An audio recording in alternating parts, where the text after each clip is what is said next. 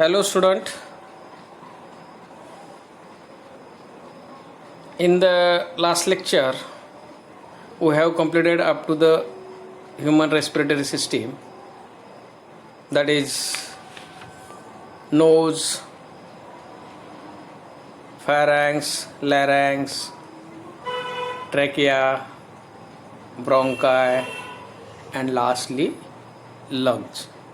जे लंग्सपर्यंत आपण म्हणजे पूर्ण एंटायर सिस्टीम सगळी मागच्याच पिरियडला सांगितलेलं आहे सगळं.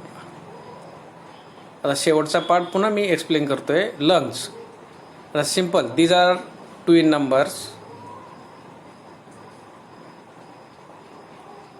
lungs is located in the thoracic region. Right lung is larger than the left. Right lung has 3 lobes while left lung has 2 lobes. Externally, lungs is covered by a double pleural membrane, that is outer parietal and inner visceral membrane. Between these two membranes there is a pleural cavity. That cavity is filled with lubricating fluid called pleural fluid. In each lobe of lungs there is a terminal bronchiole. The terminal bronchiole ending with 10 to 12 air sacs called alveoli. Up to this already we have studied in the previous lecture. Now we will see alveoli. Alveoli are thin walled, lobulated structure like a bunch of grapes, and each alveolus is surrounded by a network of blood capillaries, that is pulmonary arteries and pulmonary veins. Their wall is elastic and made up of single layer of squamous epithelium, and that is resting on a basement membrane of connective tissue. In lungs there are about 700 million alveoli.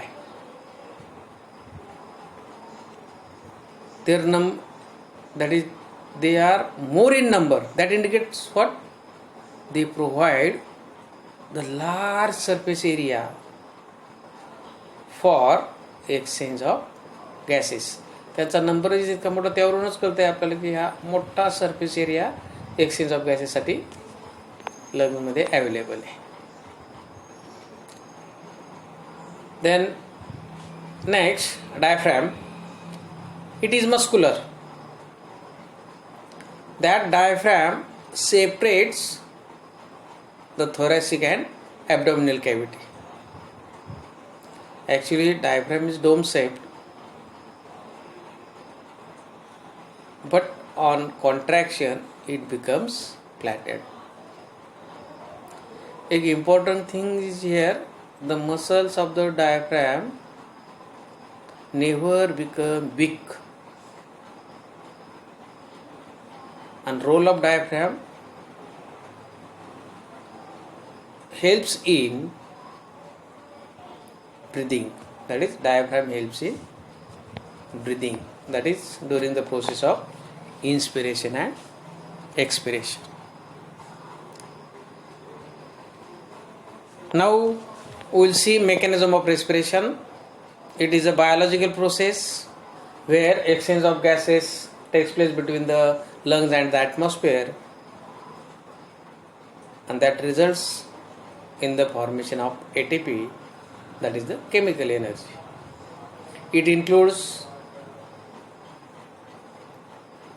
following process, or it includes Number 1 breathing, number 2 external respiration, number 3 internal respiration, and number 4 cellular respiration. First we will see breathing. It is a physical process where the gases exchange takes place between the atmosphere and the lungs, and it includes inspiration and expiration. म्हणजे ब्रिदिंगच्या under दोन process येणार, एक inspiration आणि एक expiration. Simple meaning inspiration taking of air into the lungs and expiration CO2 is given outside the lung. म्हणजे आपण oxygen घेणे ही प्रक्रिया इन्स्पिरेशनची आहे, पण त्याच वेळेस CO2 बाहेर टाकणे किंवा ती एअर बाहेर टाकणं, that is the expiration. And to bring this or to carry out this process, thoracic cage and its parts plays an important role. That includes ribs, sternum, intercostal muscles, they are present in the rib region, and diaphragm. All are involved in the process of breathing. Here one inspiration and one expiration for one breath. म्हणजे एकदा हवा आत घेणे म्हणजेच O2 आत घेणे, CO2 बाहेर टाकणे किंवा हवा बाहेर टाकणे, हे एकत्रित आपण याला काय म्हणणार आहे, एक ब्रीथ. मग during respiration, inspiration, atmospheric air is taken into the lungs. ही प्रक्रिया कशी घडते हे आता महत्त्वाचं आहे. हवा आत घेणे किंवा बाहेर टाकणे किंवा ऑक्सिजन घेणे, CO2 बाहेर टाकणे, it occurs due to the pressure gradient form between the lungs and atmosphere. म्हणजे लंग्स आणि ॲटमॉस्फिअर यामध्ये पार्शियल प्रेशरमध्ये डिफरन्स तयार होतो, आणि त्या डिफरन्समुळे ही मुवमेंट होत असते पहा गॅसेसची.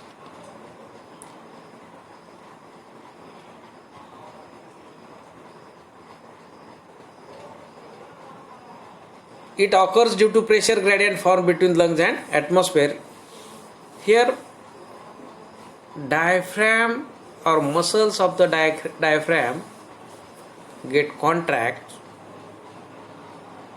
so that what happens, the diaphragm become flat and goes downward direction. This is one thing. Then second, the external intercostal muscles contract, so that what happen, the ribs and sternum moves in upward and outward direction. म्हणजे intercostal muscles contract झाले की ribs आणि बरगड्या ह्या वरच्या आणि बाहेरच्या दिशेने ढकलल्या जातात थोडक्यात. ही एक प्रोसेस. आणि आपण पहिली सांगितलेली प्रोसेस की diaphragm become flats and goes downward. Due to these both the actions, what happen, the volume of the thoracic cavity get increase and pressure in the thoracic cavity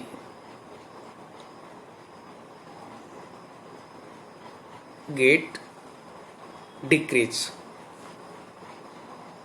or pressure within the lungs also get decrease. To equalize the low pressure inside the lungs, air from atmosphere rushes into the lungs. म्हणजे ही जी आपली thoracic cavity ना, याचं volume कमी जास्त होतं पहा ह्या ब्रिदिंगमध्ये. मग डायफ्रॅम मसल्स कॉन्ट्रॅक्ट होतात किंवा इंटरकॉस्टल मसल्स कॉन्ट्रॅक्ट होतात, त्यावेळेस काय होतं, एक तर डायफ्रॅम खाली जाणार आहे. ॲक्च्युली ते आपल्याला माहिती आहे की डोम शेपड असतं, अशा आकाराचं असतं. आणि फ्लॅट झालं की ऑटोमॅटिक थॉरेसिक कॅव्हिटीचं व्हॉल्यूम वाढतं तिथं. आणि दुसरी गोष्ट म्हणजे मसल्स, इंटरकॉस्टल मसल्स कॉन्ट्रॅक्ट झाल्यामुळं रिब्स आणि जे आपण थॉरेसिक केजचं म्हणजे हा जो छातीमध्ये असणारा पिंजरा आहे यातलं मेन व्हेंट्रल जे हाड आपण त्याला स्टर्नम म्हणतो, म्हणजे स्टर्नम आणि रिब्स म्हणजे बरगड्या या बाहेरच्या आणि वरच्या दिशेने ढकलल्या जातात. आता ह्या दोन्ही दिशा दोन्ही गोष्टींमुळं काय होते, थॉरेसिक कॅव्हिटीचं व्हॉल्यूम वाढतं. आणि थॉरेसिक कॅव्हिटीचं व्हॉल्यूम वाढलं म्हणजे थॉरॅक्स रिजनमधला किंवा त्या कॅव्हिटीमधला किंवा लंग्समधला प्रेशर कमी होतो. आणि प्रेशर कमी झाला टू इक्वलाइज म्हणतो आपण. नेहमी प्रेशर कसं होतं, जास्त प्रेशरकडून कमी प्रेशरकडे इक्वलाइज, दोन्ही प्रेशर इक्वल होईपर्यंत ती मोमेंट असते. In the same way, to equalise the low pressure inside the lungs, air from atmosphere rushes into the lungs. Now we will see expiration. It is completely opposite to inspiration. That means the muscles, intercostal muscles relax. Automatically what happens? The ribs and sternum take their original position. That means they move inside and downward direction or inward direction. म्हणजे पुन्हा त्यांच्या original पोझिशनला आतल्या बाजूला येणार आहेत, downward आणि inward moment. हे एक होणार. आणि दुसरी गोष्ट, डायफ्रॅम रिलॅक्स. तर डायफ्रॅम रिलॅक्स झालं की again it becomes dome shaped, म्हणजे पूर्ण पुन्हा असा आकार तयार होतो, डोम, मधला भाग वर. मग ह्या दोन्ही गोष्टीमुळं काय होतं, थॉरॅसिक कॅव्हिटीवरती, थॉरॅसिक कॅव्हिटीतला प्रेशर वाढतो. आहे ते व्हॉल्यूम कमी होतं ना, व्हॉल्यूम कमी झालं की लंग्सवरती प्रेशर वाढणार आहे. म्हणजे लंग्समध्ये तो बाहेरच्या ॲटमॉस्फिअरपेक्षा जास्त प्रेशर होणार आहे. त्यामुळं टू इक्वलाइज, म्हणजे शेवटी पुन्हा प्रेशर इक्वल करण्याकरता लंग्समधली एअर ही ॲटमॉस्फिअरमध्ये बाहेर ढकलली जाणार आहे थोडक्यात. म्हणजे so air from the lungs रसेस out. मग कम्प्लीट दोन्ही एकमेकाच्या अपोजिट गोष्टी आहेत. मग इथं ब्रिदिंग प्रोसेस कम्प्लीट होणार आहे पहा, दोन्ही प्रोसेस झाल्यानंतर. त्यानंतर नेक्स्ट ह्या दोन्ही फिगर बघा अगोदर. आता तुम्ही ही जी सेकंड फिगर ही इन्स्पिरेशनच्या वेळेची आहे पहा. तिथं तुम्हाला असं वाढलेलं दिसते पहा कॅव्हिटी, आणि रिब्स बाहेर ढकलल्यात, स्टर्नमवर आलेलं आहे, आणि मधलं तुमचं डायफ्रॅमसुद्धा काय फ्लॅट दिसणार आहे पहा. त्यामुळे इथं व्हॉल्यूम काय झालेलं आहे, वाढतं. त्यामुळे बाहेरची एअर आत जाते आणि इथं व्हॉल्यूम त्याच्या उलट होतं, कमी होते, म्हणून एअर बाहेर जाणार आहे. हे झालं ब्रिदिंग. त्याच्यानंतर आहे पहा एक्सटर्नल रेस्पिरेशन, म्हणजे अल्व्हिओलर लेवलला एक्सचेंज कसं होणार आहे गॅसेस ते सांगितलेले आहे.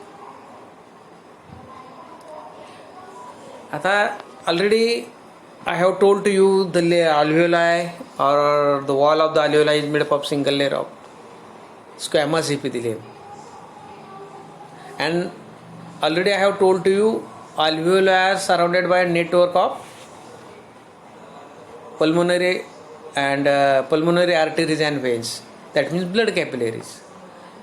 Here it is intimately associated, that means alveoli and capillaries intimately associated, and wall of the capillaries and wall of the alveoli both are structurally similar. That means they have similar structure, both the layers, both are thin walled. The layer of capillaries and layer of alveolus together form respiratory membrane, and through that respiratory membrane exchange of gases occurs. That means between the alveolar air and blood, alveolar air and blood.